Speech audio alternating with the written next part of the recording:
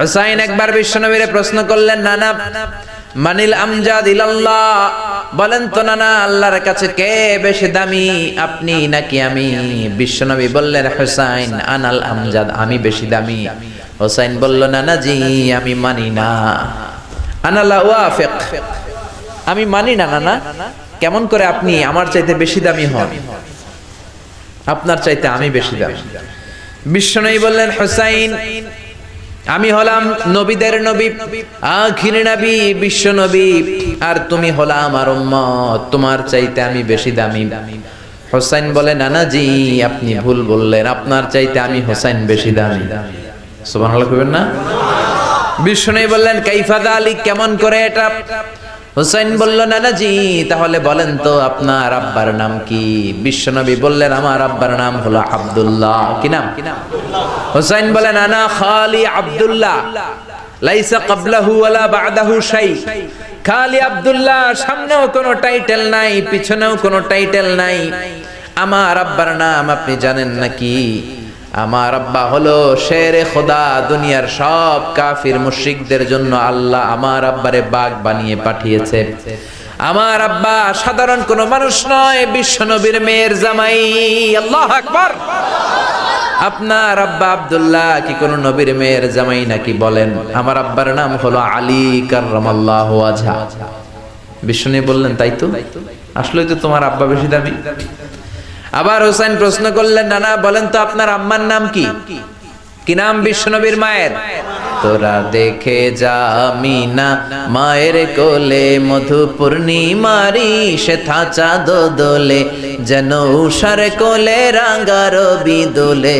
তোরা দেখে যা আমিনা মায়ের কোলে, কুল মখলুকে আজি ধ্বনি ওঠে কে লই, কালিমা শাহাদাতের বাণী ঠোঁটে কে লই, পড়ে দুরুদ ফেরেশতা বেহেশতের দুয়ার খোলে। তোরা দেখে যা আমিনা মায়ের কোলে।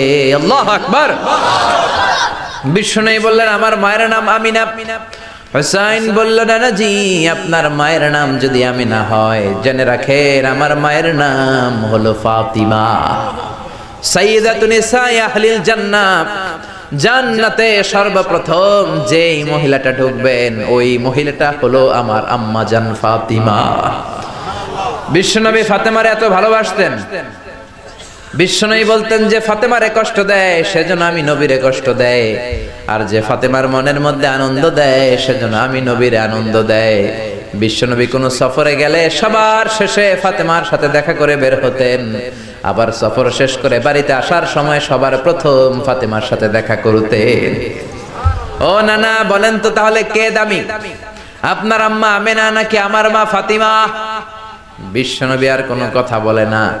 হুসাইন একের পর এক প্রশ্ন বানে নানাকে জর্জরিত করছে, নানা এবার বলেন তো আপনার নানির নাম কি? বিশ্বনবী বললেন, হুসাইন আমার নানির নাম হলো বাররা বিনতে আব্দুল উজ্জা। হুসাইন বলে, না না আপনার নানি বাররা রে কেউ চিনে না। চিনেন আপনারা? অনেকে জানেই না, ওই যে কয় নসিনি, আরা নসিনি দে, আমরা চিনি না বাররা বিনতে আব্দুল উজ্জা। হুসাইন বলে, না না আপনার নানিরে তো কেউ চিনে না, বাররা নামটা কারো মুখস্থ নাই। আমার নানির নাম আপনি জানেন নাকি? আমার নানির নাম হলো খাদিজাতুল কুবরা আত-তাহেরা। একটা মহিলাকে আরশের উপর থেকে আল্লাহ সালাম জানিয়েছেন, ওই মহিলাটাই আমার নানি খাদিজা। বিশ্বনবী খাদিজারে এত ভালোবাসতেন, বিশ্বনবী বলতেন, আল্লাহ কিয়ামতের দিন যখন কেউ কাউরে চিনবে না, ওই কঠিন দিনে আমি যেন আমার প্রাণের খাদিজারে ভুলে না যাই।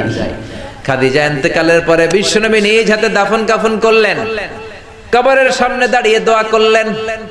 দোয়ার পরে সব সাহাবীরা ঘরে ফিরে যায়।